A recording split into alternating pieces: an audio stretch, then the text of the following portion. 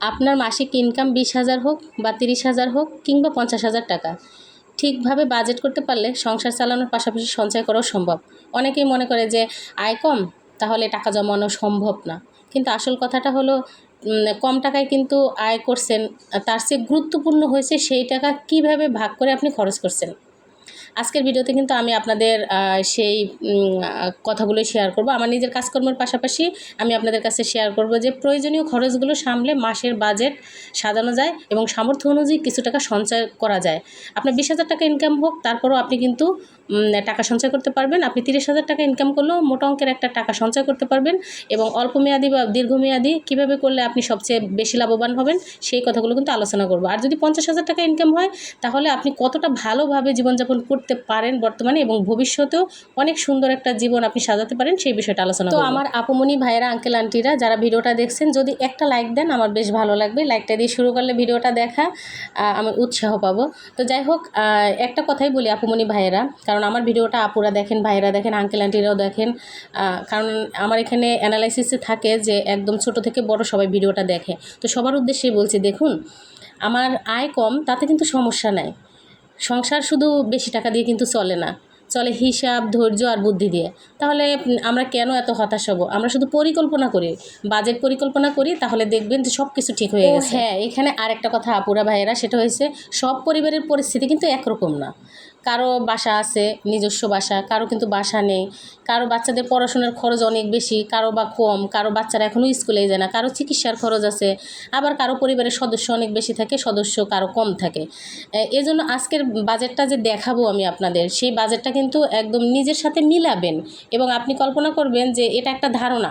এই ধারণাটা যদি আপনি মাথায় রাখতে পারেন, সূত্রগুলো যদি মনে রাখতে পারেন, তাহলে নিজের পরিবারের প্রয়োজনীয় যে খরচগুলো সেগুলো বজায় রেখে অপ্রয়োজনীয় খরচগুলো যদি আপনি বাদ দেন, তাহলে দেখবেন আপনার অবশ্যই হিসাবটা খুব সুন্দর হবে এবং আপনার জীবনটা পরিবর্তন হবে, সংসারটাও পরিবর্তন হবে। সবচেয়ে মজার কথা কি জানেন আপুরা, আমরা যখন ছোটোবেলা থেকে পড়াশোনা করি, পাস করার জন্য, সার্টিফিকেট অর্জনের জন্য কিংবা ভালো কোথাও চাকরির জন্য যখন ইন্টারভিউ দেই, আমরা প্রত্যেকটা বিষয়, প্রত্যেকটা স্টেপ কিন্তু খুব সুন্দরভাবে করি, যেন নির্ভুল থাকে, আমরা সুন্দরভাবে উত্তীর্ণ হতে পারি। কিন্তু একটা বিষয় খেয়াল করছেন, আমরা যখন সংসার শুরু করি, আমরা যখন একটা সময় পরিবারকে নিয়ে চলার চেষ্টা করি, তখনই ফেল করে যাই আমরা। কারণ হচ্ছে প্রথম থেকে আমরা যখন সূত্র মেনটেন করে চলাফেরা করতাম, আমরা কিন্তু আমাদের সার্টিফিকেট অর্জন করছি, পড়াশোনা করছি, পাস করছি, চাকরিও পাইছি। চাকরি পাওয়ার পরে যখন আমরা বেতন পাইছি, সংসারটা করবো, এটাই তো আসল খেলা, এটাই তো আসল জায়গা আপু, খেলার মাঠ। তো এই জায়গাটায় যখন আমরা হিসাবটা ভুল করি, এই জায়গাটা যখন সূত্রটা আমরা না মুখস্থ করি, আমরা যখন জীবনের যে সূত্র সেটা যদি না বুঝি, তখনই তো আপনি ফেল করে গেলেন। সারা জীবনে যা করছেন আপুরা, সব কিছু কিন্তু শূন্য হয়ে যাবে, একদম অঙ্কের খাতা জিরো। এই জন্যই আপুরা বলবো যে যা কিছু করেন না কেন, আপনার জীবনের এই যে ইকোনমিক্যাল যে ফিনান্সিয়াল ব্যাপারটা, সেইটা হয়েছে সংসার লাইফে বুঝে শুনে খরচ করলে আপনি সাকসেস, আপনার জীবনটা সুন্দর হতে পারে। এজন্য বেশি কথা বলবো না, আজকের বাজেট প্ল্যানে চলে যাবো আপুরা। 20,000 থেকে 50,000 টাকা হোক, আমি একটা আইডিয়া দিব। এর মধ্যে যারা যত আপনারা বাজেট প্ল্যান চান আপুরা ভাইয়েরা, আপনারা কিন্তু আইডিয়াটা পাবেন। তাহলে চলেন আমরা সে বাজেট প্ল্যান দেখি। বাজেট প্ল্যানের পরে কিন্তু আরও কিছু কথা থাকবে, ফিরে আসবো ভিডিওতে। তো আমার আপুমনি ভাইয়েরা, এই যে দেখেন আমার বাজেট যেটা আমি করছি, যে যারা বলেন 20,000, 25,000, 30,000, 40,000, 50,000 যে আমাকে একটা বাজেট দেন আপু, আমি কীভাবে চলবো, আমি আপনাদেরকে বলবো শহরে থাকেন কিংবা গ্রামে থাকেন, আপনি আপনার মতো বুঝবেন। যদি শহরে থাকেন তাহলে আপনার বাসা ভাড়াটা লাগবে, যদি গ্রামে থাকেন বাসা ভাড়া লাগবে না, তাহলে আপনি আরও মোটা অঙ্কের টাকা সেভ করবেন। এইটুকু আপনারা একটু বুঝে শুনে নিয়েন। এবার আমরা কমন খরচগুলো দেখি, যে খরচগুলো করতেই হয়, আর হচ্ছে কীভাবে আমরা এর মধ্যে চলতে পারি, একদম হিমশিম না খেয়ে সুন্দরভাবে চালাতে পারি। তাহলে দেখেন আমি এভারেজ একটা বাজেট দিই 30,000 টাকা। তো এখানে খরচের খাত এভাবে লিখবেন, খরচের খাত আর টাকা, টোটাল টাকা। তাহলে এখন দেখেন, প্রথমেই আপনি খরচের মধ্যে রাখবেন সঞ্চয়। একজন বুদ্ধিমান মানুষ, একজন বুদ্ধিমান ব্যক্তি জীবনের শুরুতে সে ইনকাম যখন করে, প্রথম মাস থেকেই সে যদি চিন্তা করে আমার 30,000 টাকা বেতন, আমি চোখ বন্ধ করে এটা কল্পনা করব যে আমার 25,000 টাকা বেতন। তো আলহামদুলিল্লাহ, একটা মানুষ যদি জীবনে প্রথম চাকরি করে তার 25,000 টাকা বেতন হয়, সে তো অনেক বড় কথা। তাহলে আপনি 5,000 টাকা কেন মনে মনে কল্পনা করতে পারবেন না যেটা আমার নাই? তাহলে তাহলে সেটা নাই চিন্তা করে আপনি 25,000 টাকা কল্পনা করবেন। এই জন্য আমি সঞ্চয়টা প্রথম দেখাইছি। বেতন পাওয়ার সাথে সাথে আপনি অ্যাকাউন্টের মাধ্যমে, ব্যাংকের মাধ্যমে টাকাটা সঞ্চয় করবেন। কেন টাকাটা সঞ্চয় করবেন সেটা আমি পরে বলতেছি। এই সঞ্চয় নিয়ে আরও বিস্তারিত ভিডিওতে থাকবে। তার আগে বলি, সঞ্চয় 5,000 টাকা রাখেন আপনি, জরুরি তহবিল আপনি হচ্ছে 2,000 টাকা রাখবেন। অবশ্যই জরুরি তহবিল 2,000 টাকা রাখবেন। কেন রাখবেন? দেখেন, জরুরি অনেক কিছু প্রয়োজন হয় আপনার জীবনে। যেমন ধরেন, হঠাৎ করে কারো বিপদ হলো, হঠাৎ করে কোথায় যেতে হবে, হঠাৎ করে অসুস্থতা, হঠাৎ করে কিছু প্রয়োজন। এই ভিডিওতে কিন্তু যেভাবে বলতেছি এরকম অনেক ভিডিও আছে। তো তারপরও আমি আপনাদেরকে আবার বলি, জরুরি তহবিলের ব্যাপারটা কিন্তু আপনারা সবাই বোঝেন যে জরুরি বিষয়টা কি, আপনার জীবনে জরুরি কাজটা কি। একদম মরণপণ অবস্থা হলেই কিন্তু জরুরি তহবিলটা প্রয়োজন হয়। যদি না লাগে তাহলে এটা আপনার প্রতি মাসে জমতে থাকবে। আর যদি প্রয়োজন হয় আপনি খরচ করবেন, কারণ আপনার তো সঞ্চয় 5,000 টাকা আছে। আপনি নিশ্চিন্তে জরুরি তহবিলটা সঞ্চয় হাতে রাখবেন, প্রয়োজন হলে খরচ করবেন, না হলে করবেন না। এবার আসেন বাসা ভাড়া। আপনার যদি ইনকাম থাকে 30,000 টাকা, ভাই বা আপু, প্লিজ আপনারা কখনোই 15,000 টাকা বা 12,000 টাকা, 20,000 টাকা এইভাবে বাসা জীবনেও নেবেন না, মরে যাবেন আপুরা। কারণ আপনার ভবিষ্যৎ তাহলে একদমই অন্ধকার। আমি বলবো, আমার অভিজ্ঞতায় বলবো আপুরা, আমরা হাজব্যান্ড ওয়াইফ যখন ইনকাম করছি দুইজনে মিলে 20,000 টাকা আপু, তখন আমরা মাত্র 35,000 টাকা একটা সাবলেট রুম থাকছি। তাহলে বোঝেন আমাদের জীবনে যা কিছু হয়েছে আপুরা, ত্যাগ, সংযম, বুদ্ধি, ধৈর্য সব কিছু দিয়ে করছি আমরা, কন্ট্রোল, এভাবে কিন্তু আমরা করছি। কারণ সেই সময়ের কথা যখন 10-12 বছর আগের কথা, তখন দেখা গেছে 3500 টাকা একটা রুম পাওয়া যেত। এখন তো পাবেন না পুরা।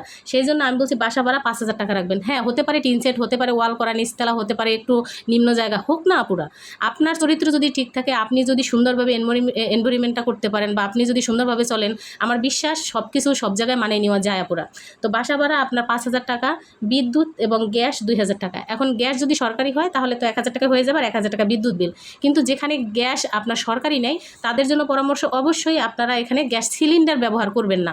আপনারা কি ব্যবহার করবেন? আপনারা হচ্ছে কারেন্টের চুলা, রাইস কুকার, এগুলো ব্যবহার করবেন। কষ্ট করে যদি 1-2 মাসে আপনারা সঞ্চয় করে, এই যে জরুরি তহবিলটা দিয়ে যদি আপনারা এই একটা রাইস কুকার, একটা ইলেকট্রিক চুলা কিনতে পারেন না পুরা, তাহলে দেখা গেছে আপনার এতটা কারেন্ট বিল আসে না। আপনার ফ্ল্যাটে যদি 1,000 টাকার নর্মাল কারেন্ট বিল আসে, আপনি যদি ইলেকট্রিক জিনিস ব্যবহার করেন সর্বোচ্চ 500 থেকে 600 টাকা বেশি আসবে। তাহলে এই 2,000 টাকায় আপনার সমস্ত বিল কমপ্লিট।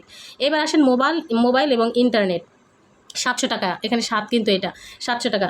এখানে ইন্টারনেটের জন্য 500 টাকা বিল দিতে হয় সব জায়গায় ম্যাক্সিমাম। আর মোবাইলের জন্য হাজব্যান্ড ওয়াইফ থাকলে দুজনের মোবাইলে 200 টাকা রাখবেন ইমার্জেন্সি কথা বলার জন্য। কারণ অনেকেরই তো ইন্টারনেট ব্যবহার করে না, সেই জন্য তাদের সরাসরি কল দিতে হয়।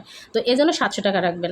যাতায়াত ভাড়া, আপনার হাজব্যান্ড যদি একা ইনকাম করে, তার যদি যাতায়াত ভাড়া লাগে, বাসা থেকে অনেক দূরে হয়, তাহলে অবশ্যই তার যাতায়াত ভাড়াটা লাগবে। এখানে আরেকটা সুন্দর কথা আছে, যদি তার বাসা থেকে অফিসটা খুব কাছে থাকে আপুরা, তাহলে অবশ্যই তার যাতায়াত ভাড়াটা বেঁচে যাবে।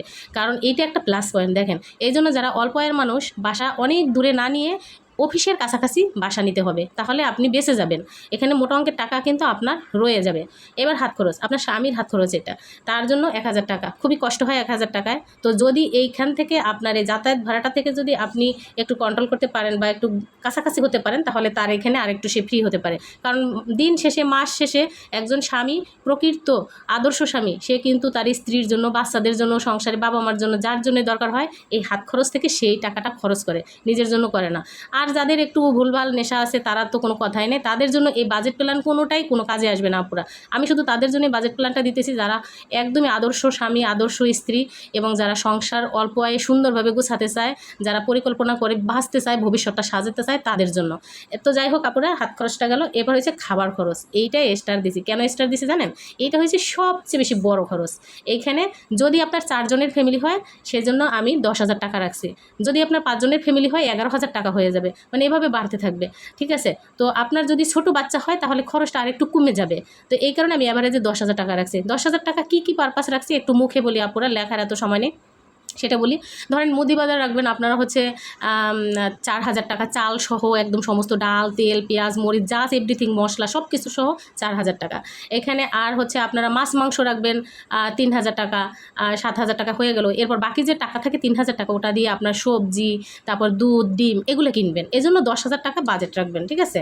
আর পাশাপাশি হচ্ছে আপনার যদি ছোট বাচ্চা থাকে, স্কুলে যায়, তাহলে 2,000 টাকা তার জন্য বাজেট। এখন এখানে কথা আছে, আপনার যদি উচ্চাকাঙ্ক্ষা থাকে যে আপু আমার বাচ্চাকে তো 2,000 টাকা কিছুই হবে না, তার বেতনই তো 5,000 টাকা।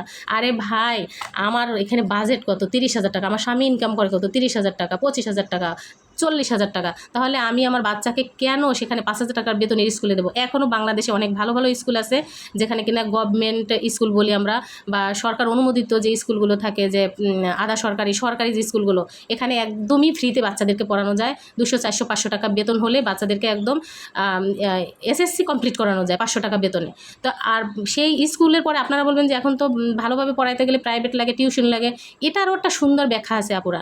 আমরা সবসময় শুধু প্রাইভেট বুঝি, কোচিং বুঝি, এগুলোই বুঝি, কিন্তু একটা বিষয় খেয়াল করেন, বর্তমান যুগ ডিজিটাল যুগ।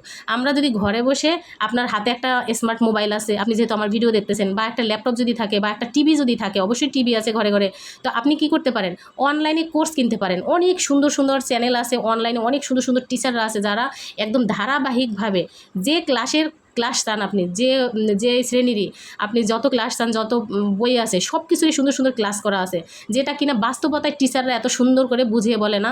কারণ হচ্ছে আমি বাস্তব প্রমাণ, আমি আমার ছেলে মেয়েকে এখন এভাবেই ট্রাই করছি। তো এ নিয়ে অনেক কথা থাকবে পরবর্তীতে, আল্লাহ ভরসা। আমি সবসময় আমার নিজের অভিজ্ঞতা শেয়ার করি, যদি এই অভিজ্ঞতাটা সুন্দরভাবে কাজে লাগে তবে আমি আপনাদের কাছে নেক্সট ভিডিওগুলো আনবো, কথা বলবো। এখন আর এই বিষয়ে কোনো কথা বললাম না, তবে এটুকু বলবো, বাচ্চাদের স্কুল নির্বাচনে আপনারা কখনোই ভুল করবেন না, এবং ছোটো বাচ্চা যদি হয় তাহলে আপনারা হচ্ছে কখনোই তাকে নার্সারি বা কেজির আগে, কখনোই কেজি বা 1-এর আগে আপনারা স্কুলে দেবেন না, ঘরেতে পড়াবেন। আপনারা হচ্ছে 3-4 বছরে একটা বাচ্চাকে যে টাকা খরচ করবেন, সেই টাকাটা আপনি সেভ করতে পারেন, সঞ্চয় করতে পারেন আপনার বাচ্চার জন্যই। আর আপনি ওই সময়টা নিজে পড়ান, কারণ আমরা নিজেরা এখন মোটামুটি সবাই শিক্ষিত যে বাচ্চাকে আমরা 1 পর্যন্ত পড়াইতে পারি। তো 1 থেকে আমরা বাচ্চাকে স্কুলে দেবো।